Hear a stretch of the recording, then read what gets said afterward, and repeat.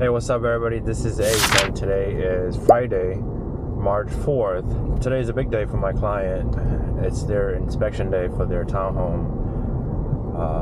So very exciting. It's in the Ball City North development, and their unit are actually developed and built by a local builder, and they sold the rest of the lot to Lennar. And Lennar are doing a great job, but they're also using like cheaper materials, right? So in my client's unit, the local construction company, they didn't use any carpet. It's LVP floor throughout. Lennar used a little bit of carpet in the bedrooms, and so it's not full LVP. And also they use the double hang instead of the casement windows. The local builder construction, my client's unit also has an EV charger for the EV charging outlet for electric vehicles, and that's really good. Also better finishes. So really exciting. I'm also going to meet with the I'm also going to meet with the inspector, Levi. Shout out Levi. He owns inspection company with his dad in Durham. That is really nice, and he's very meticulous when it comes to inspection and making sure everything is okay. Inspection is a phase that after negotiation, after an offer has been accepted by the seller, you enter a phase called due diligence. This is often a 3-week period where you're gonna schedule an inspection with your inspector, and your inspector go into the property and see if there's anything wrong with the house that does not meet the standards. So when it comes to meet the standards, if it's cosmetic defects, the inspector probably not gonna say anything about it. They're gonna test to see if anything works as it should, right? If a faucet that's not working, if the floor is cracked and it's giving signs that it's not functioning the way it's supposed to, then the inspector gonna note it in his report, and it's gonna report to the home buyer and also the realtor, so we can make negotiations on that.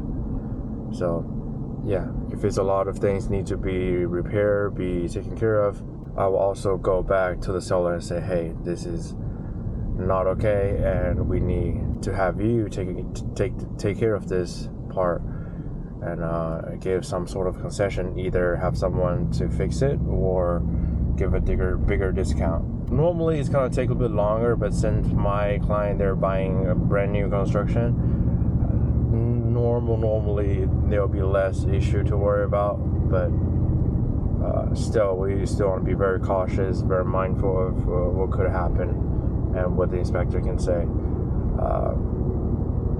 Then after the inspection, that will be the negotiations for a solar concession and repairs and any other request. And if everything's taken care of, we're just gonna wait till closing to have everything closed at the attorney's office. That's pretty much it. That's how you buy a house. Oh, also, for new construction, there is a thing called builder walkthrough. So sometimes the builder and the seller, they're not the same people, but the builder would come out with the buyer, and the buyer would be given a blue tape, and you can tape anywhere that see defects. So if there's blemishes on the wall, the caulking needs to be touched up, and some part needs to be like cleaned or polished, some floors need to be repaired, so the builder would take care of that. And the standard is an arm's length, so you want to stretch out your arm, and from that distance, if you can't see anything, then then the builder don't have to worry about it. But if you can still see it and you still can feel it from an arm's length, then you can definitely address that and have the builder take care of that for you. And it's like buying a brand new car. if the paint is scratched during transportation, you can definitely have the dealership touch up for you before you drive the car away. All right, guys, this is Ace. I'm at the new construction, my client's new purchase, and I met with Levi already, and he's in the garage. He found a couple things already. We talked a little bit, and it's gonna let him do his thing and tag along and see what else we find. So that's the only thing so far. Yeah, this is, and especially, like I said, right here where there's a little bit of displacement, you just barely catch on there. Oh, yeah. I'd be really interested to see what the builder says about this. What I'm afraid they're going to say is patch it, which just means cover it up, and then it looks terrible. Yeah. It's a whole different color. And it doesn't actually, it just doesn't fix the issue. I'm not saying there's going to be an ongoing issue. Right. There's another crack. So it's very common to have cracks in the corner, and these size of cracks aren't concerning at all. Okay. I'm just going to make a note of them. I do just always recommend people monitor cracks. Right. Because you never know if they're going to get bigger.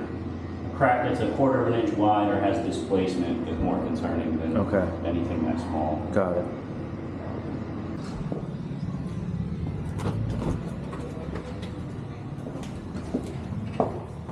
Is there anything wrong with that? Just some little damage, cosmetic damage up there. Yeah. Most homes I don't note cosmetic because it's just a given. Yeah. But it's a brand new house. Exactly. Yeah. So if I see some cosmetic stuff in the brand new, I'll call it out. Absolutely. I do feel like builders mostly ignore my cosmetic call outs, but yeah. I still put it. Yeah. I tell my clients like it's an arm length thing. Yeah. If you can't see it, then it doesn't count. They're not gonna do anything about it. That's right. Yeah, because if you can't see it that far away, odds are just normal living in the house, you're not gonna see it. Kind of loosen up on the stairs here, on the ladder. There's a light up there. I was gonna say sometimes the switches are. There we go. Yep. I don't understand how anybody affords their first home these days. Yep. Like my first house wasn't that long ago, 2016. 9 years. It was like 167,000. And it just sold for like 320,000 a few years ago, so it's probably worth even more than that. Absolutely. But at that time, I thought 167,000 was a lot of money. It is. It is. Yeah, exactly. It's still. It is. Yeah, it is still. Your house probably like 400,000 right now. Yeah, exactly.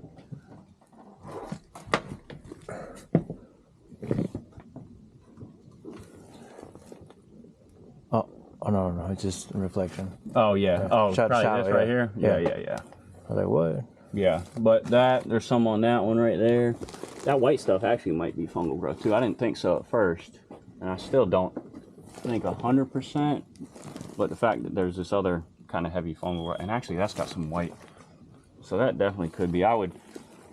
Is it leaking? Oh, all the way over there too. It's mostly on the trusses. Now this has gotten on the sheathing as well, which is rare. I'm wondering, how is this vented? So typical home construction these days is you have your ridge vent, which is an outlet vent. Right. And then at your soffits, you have your inlet vents. Right. And your inlet vents need to be on like the bottom third of the roof. Outlet should be on the top third, ideally. Okay. I see no inlet vents. And I thought when I was outside, I was looking at the soffit and noticed there were no inlet vents and thought maybe this was spray foam insulation. Because if you do spray foam insulation, you do it on the sheathing. Right, it's going to enclose it. Exactly. So that's very curious. I would be concerned long term with the configuration. That is so strange. Especially with the fact that there's already fungal growth on the sheathing.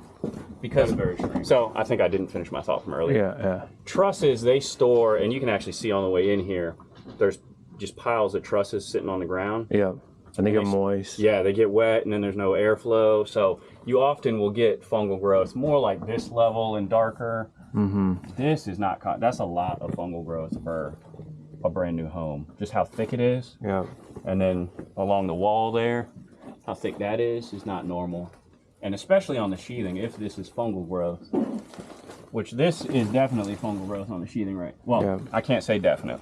Yeah. So I always have to say possible unless I test it. But so far that's my biggest concern is attic ventilation. Yeah, ventilation, yeah. Lack of ventilation. really would like to know what that white stuff is.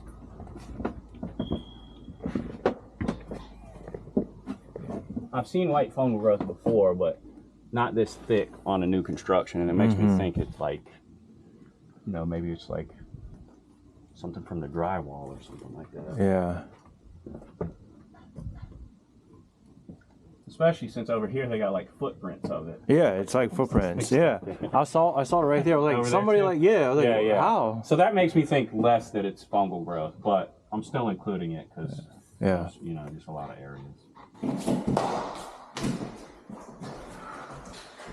Thanks for closing that. Yeah.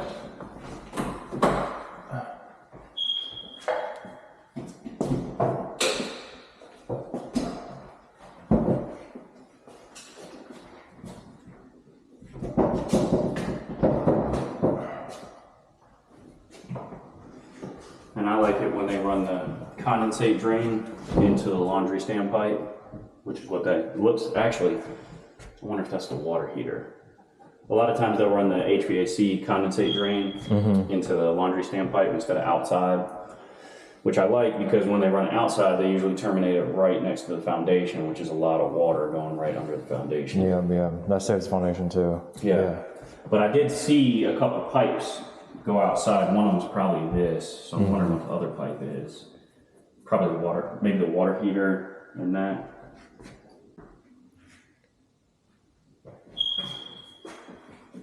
Filter needs to be replaced.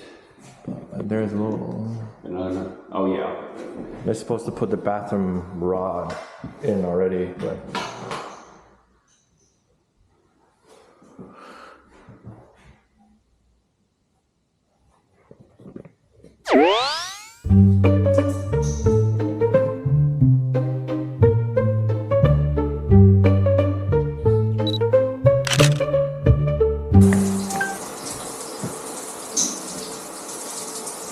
Very good water pressure.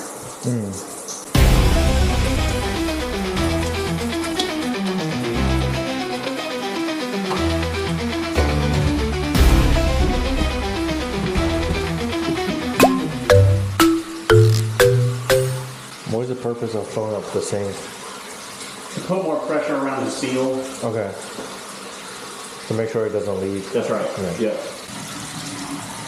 I want to go up there and check the water heater. Okay. Yeah.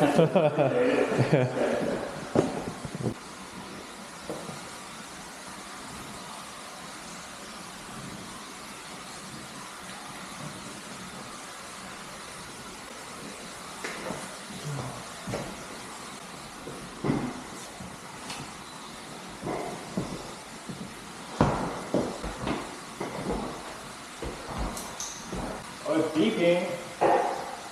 You say it's leaking? Yeah. I don't think it's good. Beeping stop. Oh no, that must be. That was beeping? Yeah. Okay. Closing. But you may want to go to every faucet and just check the hot water. Just an off chance that they're like reversed or not hooked up correctly. It doesn't start working.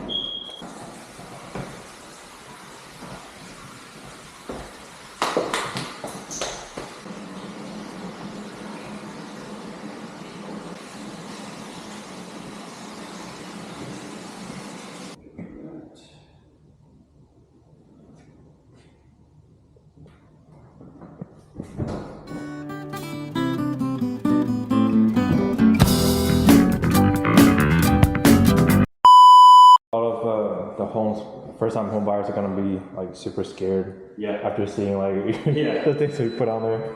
They do, but I honestly really like working with first-time home buyers because they're very receptive, usually very receptive to information. Right. Whereas people who have owned homes have a bias that they've developed based on past issues. Yeah. Exactly. I completely understand, but it's nice talking to people who are going in just kind of fresh. Right. And you try to give them the best knowledge too and the accurate information. Yeah. The more willing to take it. The last time we were here, some cosmetic issue. Okay.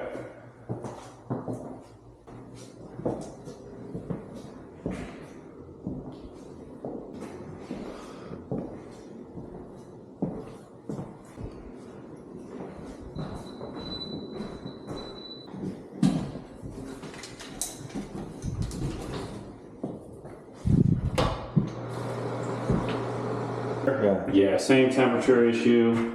And then it's just some little things like a little gap right there. Little sealant around the window. Just a little gap in the sealant there. Yeah. So I turned it off.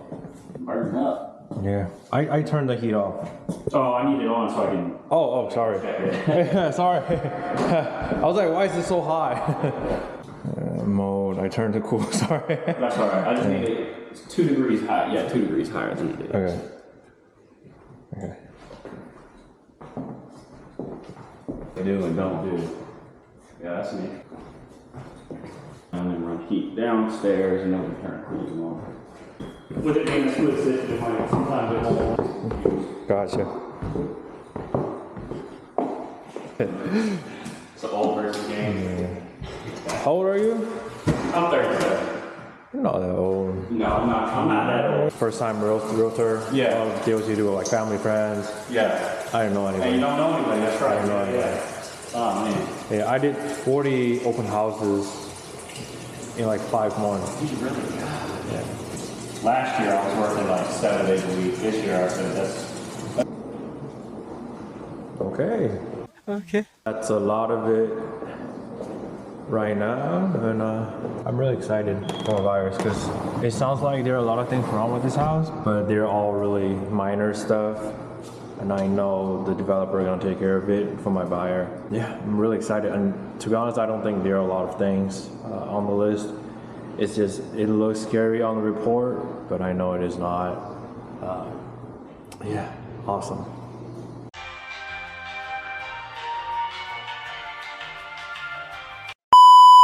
Alright guys, I'm back in my car, met with my buyers and have the inspector debrief everything to them. There are some issues with the new construction. First is there is no... Oh! There's a bug on my shirt.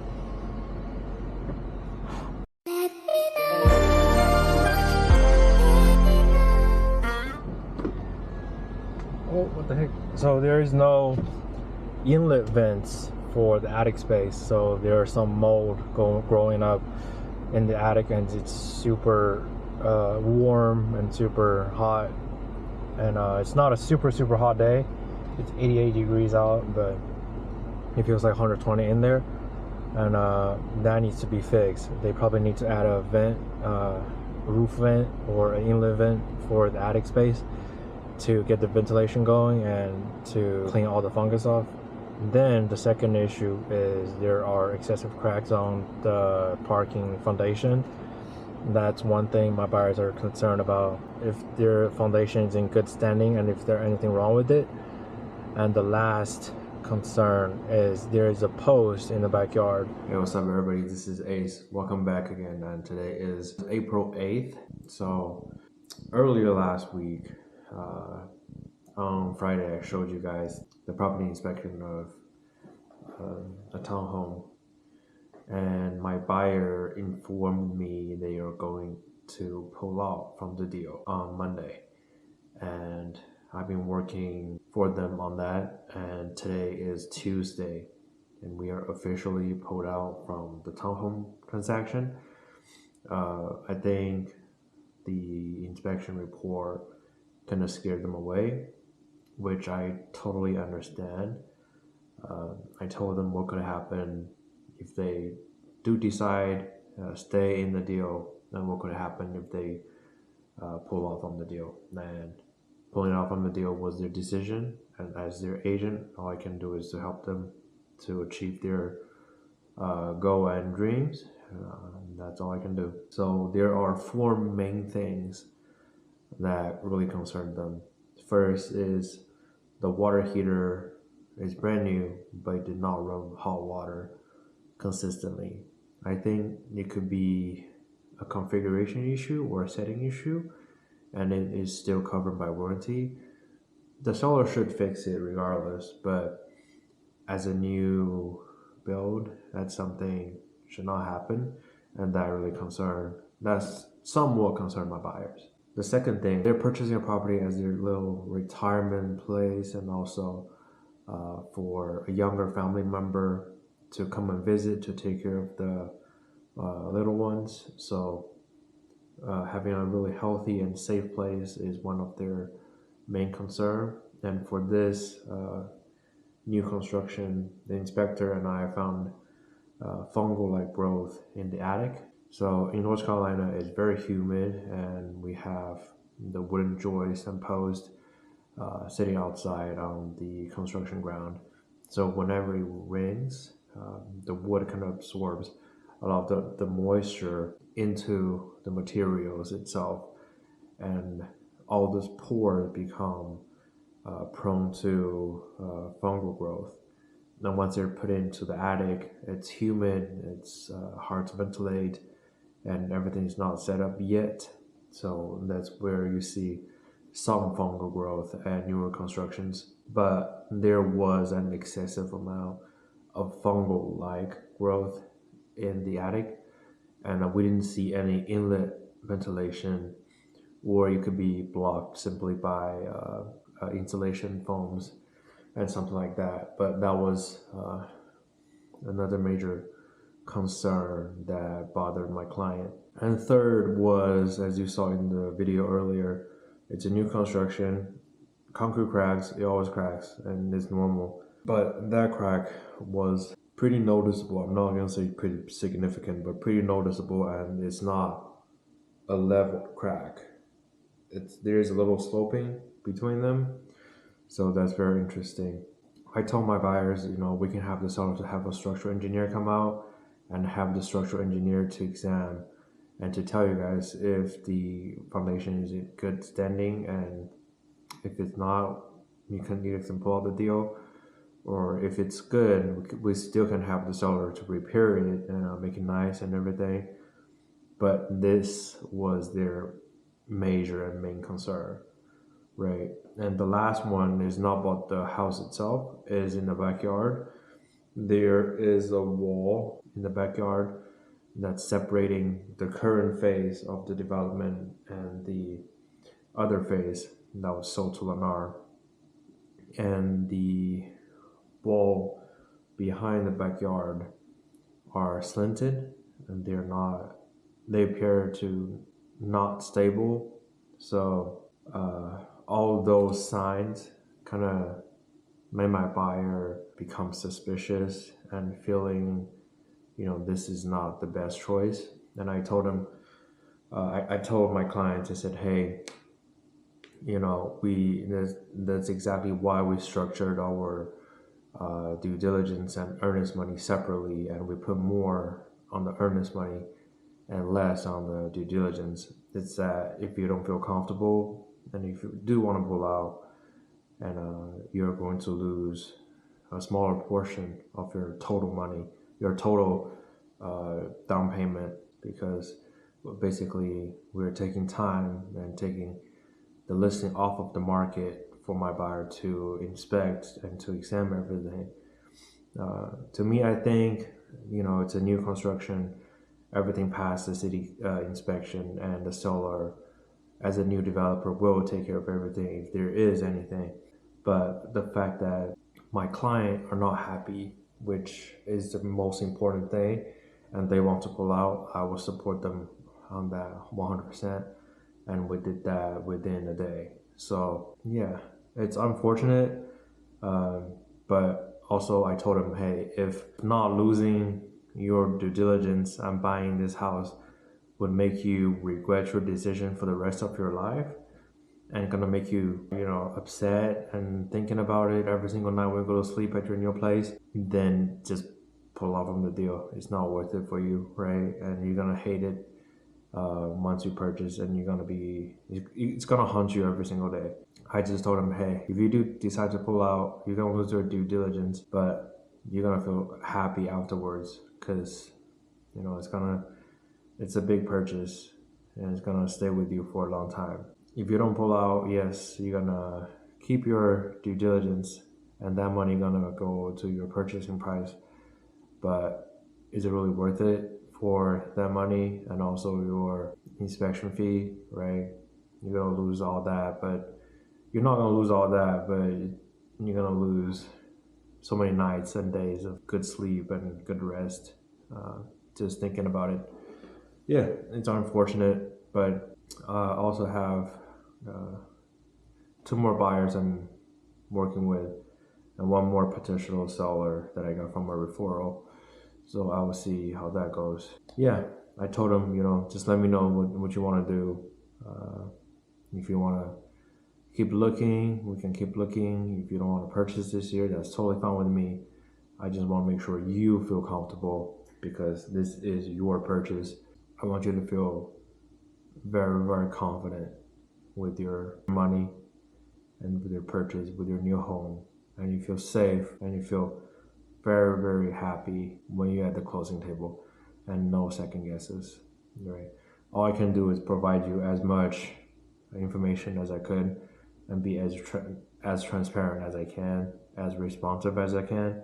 But for a situation like this, I hate to see it.